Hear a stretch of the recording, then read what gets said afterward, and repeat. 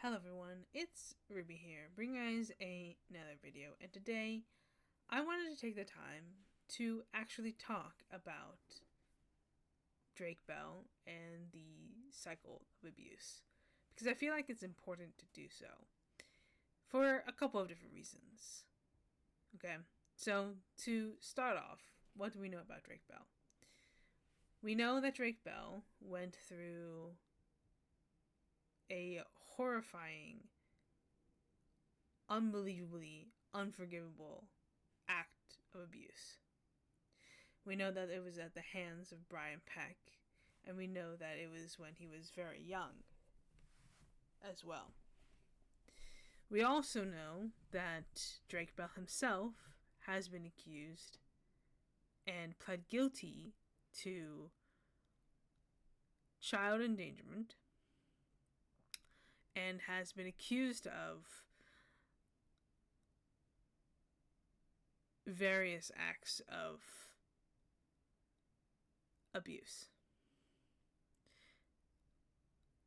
The extent of those accusations don't go as far as to what Drake Bell had gone through, but they are still important to be held accountable.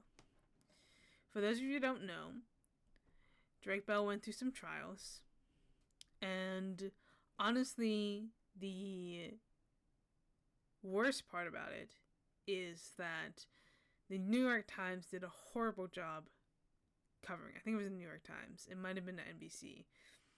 Either way, the media in general did a horrible job at covering the story.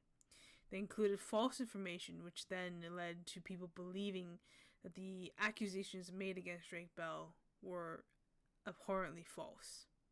However, what was false about it was the charges listed and the consequences for doing so. For example, the articles said that Drake Bell was convicted and was put on the SO registry, as in the list, which is completely untrue.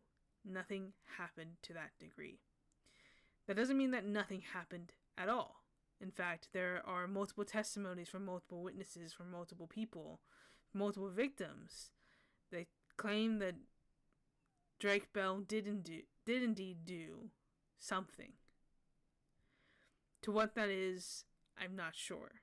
But what I do know is that he did plead guilty.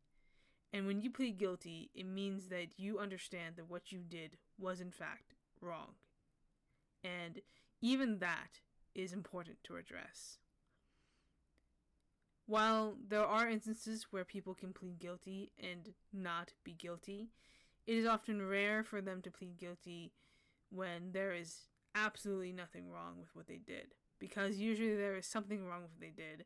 And in some cases it's also to stop further trialing and further evidence from coming forward.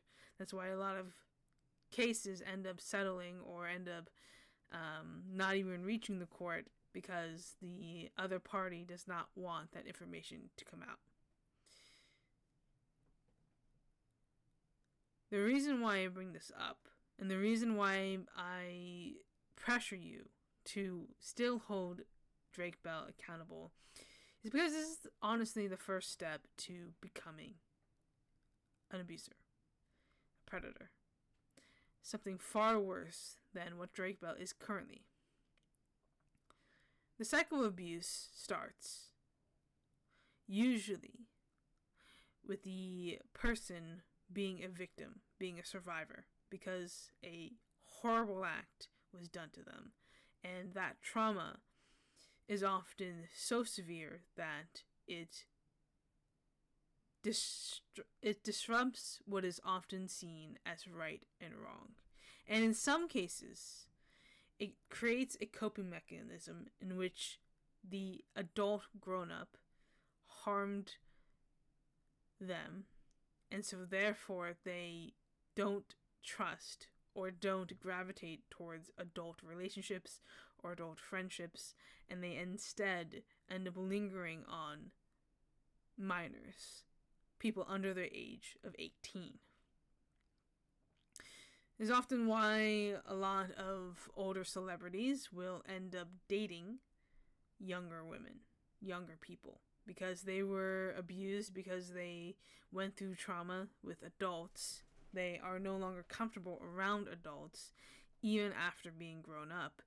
And part of that is because of the horrible, horrible, horrible things that a lot of people are able to get away with.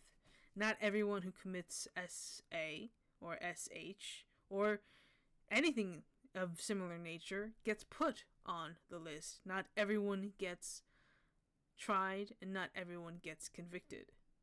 The fact that Drake Bell pled guilty at all is a testament to, at the very least, progress being made. And the reason why I say that is because it's important to understand how Drake Bell pled. Because it does not exonerate him from his responsibilities. It does not exempt him from his responsibilities. It does confirm that something did in fact happen. To what was that degree, I cannot say. I was not there. I don't know what happened. All I can do is use the testimony, use what people say happened. And there are a lot of testimonies that accuse Drake Bell of horrible crimes. But the reason why it's important to acknowledge what he has done is because it is not just a simple, small little thing that should be brushed under the rug. It is not something that should be ignored. It is not something that should be said to be, oh, it's okay because it's not that. No. Because it always starts out like that. Every form of abuse starts as something small. Every form of abuse starts as the little things. When you look at the documentations of history of domestic violence, domestic abuse, whatever the type of abuse is, it usually starts small. Because it usually starts as something minor, and it boils up and becomes something bigger. You know, at first he's just controlling the clothes that you wear, the calls, making sure that you're always picking up the phone. He controls your friends. He slowly separates you from the people that you know, your friends, your family, until you believe that you are alone, until you are dependent on them. There's a reason why a lot of people without friends, without those connections, end up gravitating towards abusers. Oftentimes it's people without fathers, people without present mothers, people without present families. Sometimes it's divorced. Sometimes it's not even a stranger. Sometimes it's relatives. Sometimes it's the creepy uncle, the cool uncle even. And in fact, more often than not, it is the cool uncle over the creepy uncle, because the cool uncle, starts interacting with their niece or nephew, and they want to be cool. They want to be the one that allows them to do everything. They allow them to drink. They allow them to smoke. They allow them to do all these things. And slowly but surely, that cool uncle turns into the abuser.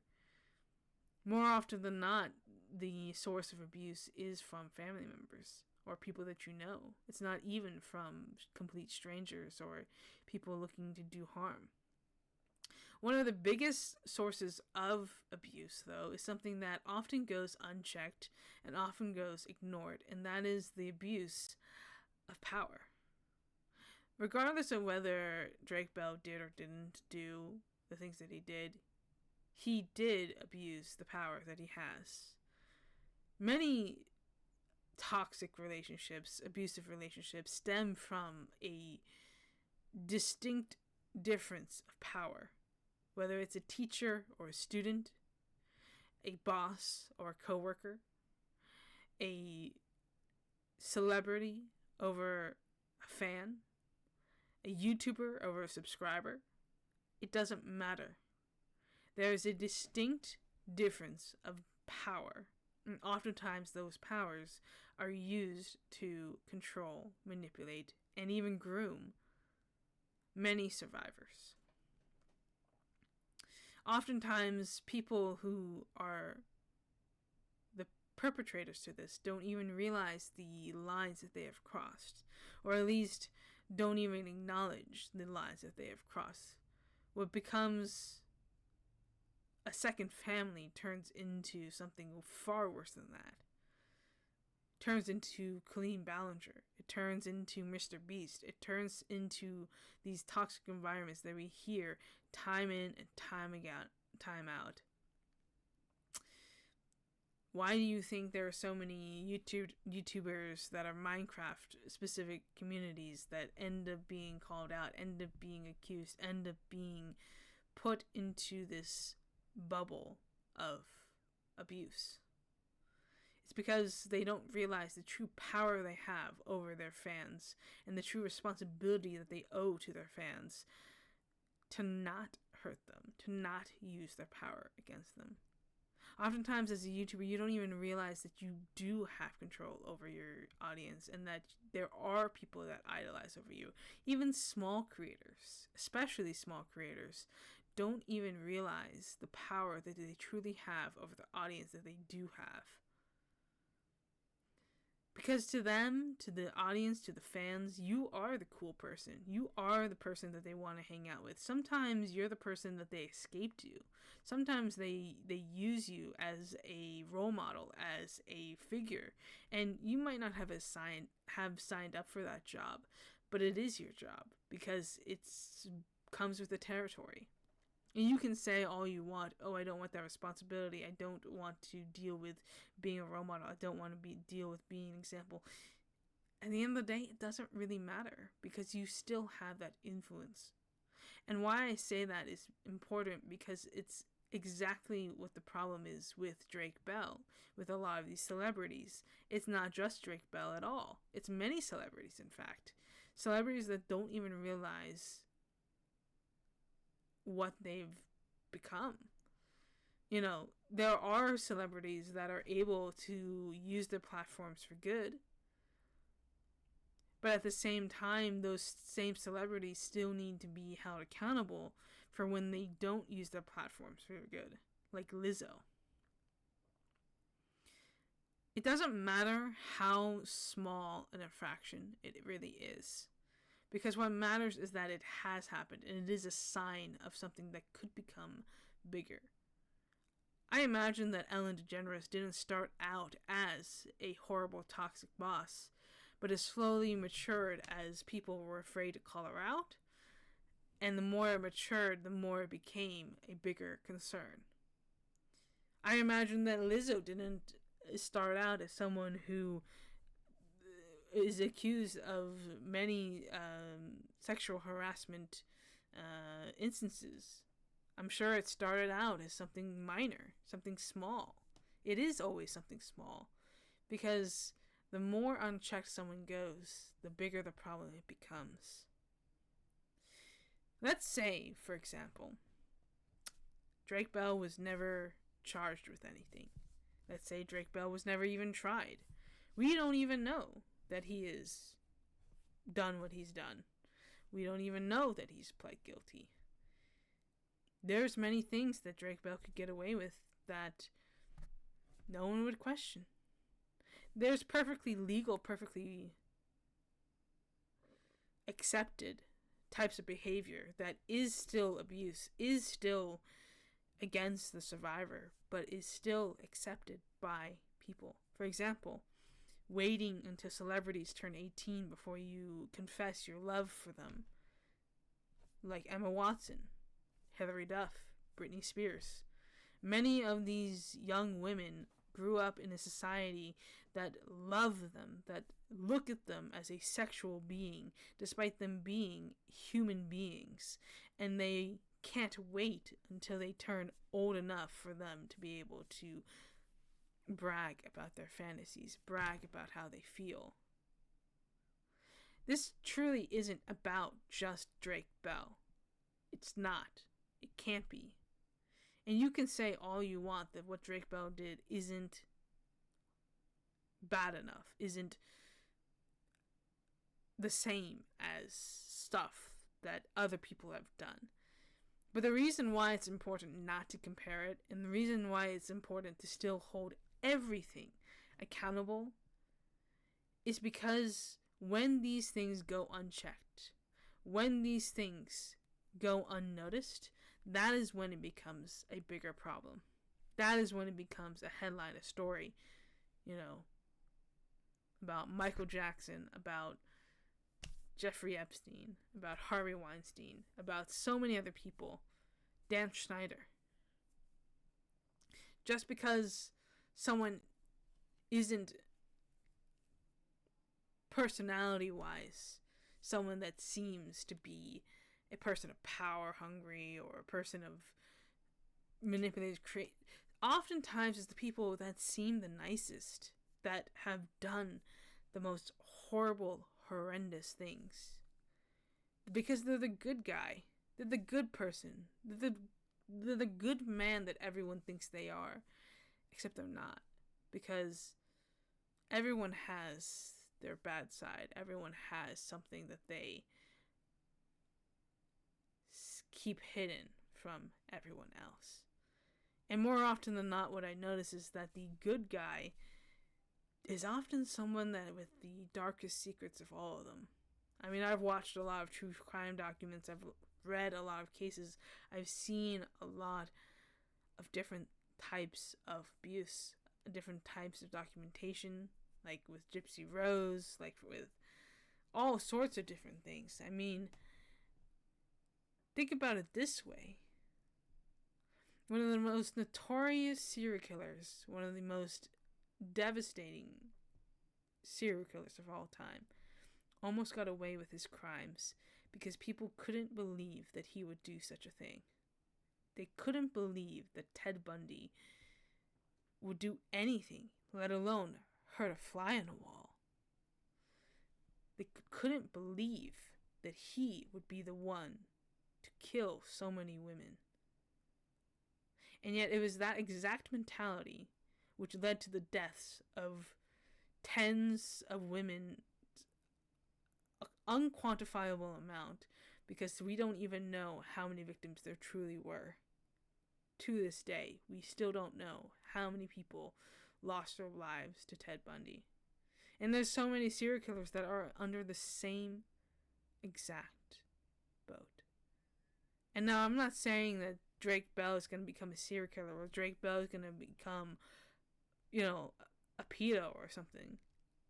But I am saying that the reason why it's important to acknowledge that these things happen and that the good guy is not always the good guy is because that it more often than not ends up becoming something far worse than anything that we could ever imagine, because it goes unchecked, because it goes unnoticed, because they think they can get away with it, because they don't realize what they're doing is wrong. I also want to apply this back to Alexa Nikolas. The reason why it's important to hold her accountable, and the reason why it's important to still call her out for everything, is because while she hasn't contributed to the abusive cycle, she is allowing the support and the hypocrisy of the Drake Bell situation. She has a platform that she is proud of for being a survivor advocacy space, and yet she's ignoring the very survivors that are speaking out against Drake Bell, against her. It doesn't matter if nothing has ever happened. What matters is that there is a sign to be read, that there is something there to be noticed. And if you want to support Drake Bell, I'm not saying that you can't, but what I am saying is that you must acknowledge the absolute unacceptable behaviors that he has done, even if you think it's no big deal. Because what does it become? It becomes something bigger, if not. Especially when you're someone who is in such a space and you're telling him that, what he's done is nothing wrong, that he deserves sympathy, that he deserves all these things. And I'm not saying that he doesn't, but I am saying that he needs still to be held accountable. And when you're not holding these people accountable, when you're not doing those things, and you're creating this space, and you're creating this safe space that's supposed to be safe, are you really doing your job when you are going against the very survivors that are speaking out that you claim to protect?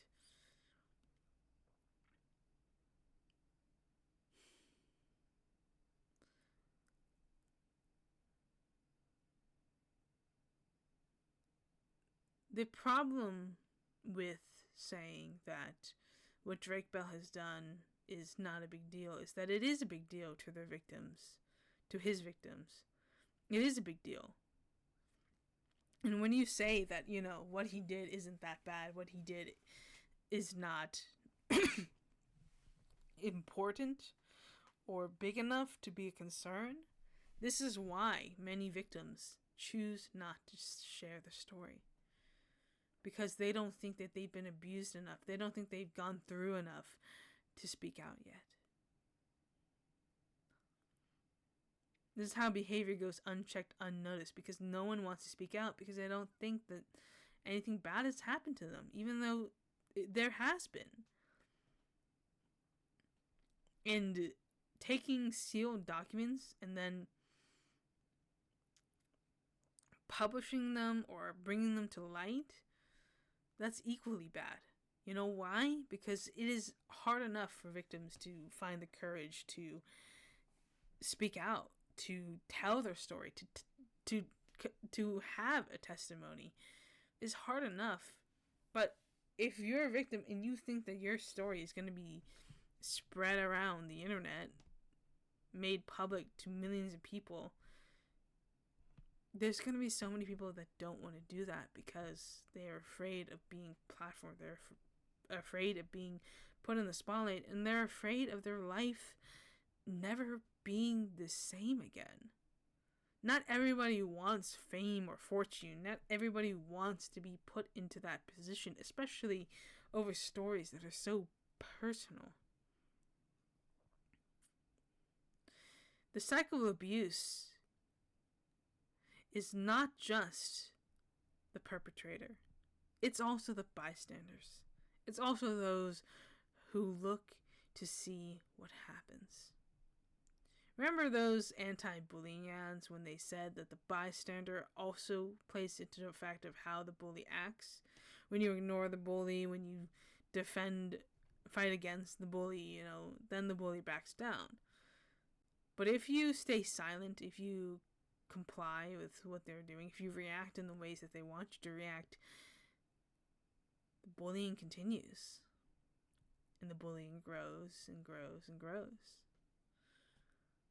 The cycle of abuse is something that needs to be addressed because, yes, what happened to Drake Bell is absolutely horrendous. Absolutely horrible. But it is also the reason why we must hold Drake Bell accountable for every action that he's done. Because if we don't, we're going to end up with another Brian Peck. We're going to end up with another instance of abuse that goes unchecked and unnoticed. You can debate all you want about whether Drake Bell did or did not do the things that he's been accused of. The fact is he pled guilty to something.